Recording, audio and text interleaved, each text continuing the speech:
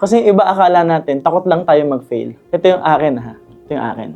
Let's be honest. Takot ba talaga tayo mag-fail? Di ba dati nang tayong failure? Yung mga kagaya kong galing sa hirap, sige nga, kayo magsabi sa akin. Takot ba tayong mahirapan? Di ba sanay na tayong mahirapan? Hindi tayo takot sa hirap.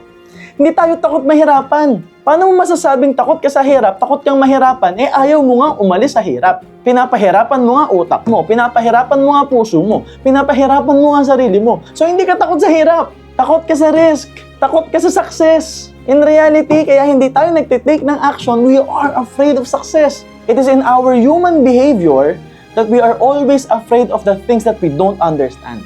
We are always afraid of the things that we don't know. So kung hindi ka pa successful ngayon, you don't know success yet. Kung hindi ka pa mayaman ngayon, you don't know a wealthy life yet. It is unknown to you.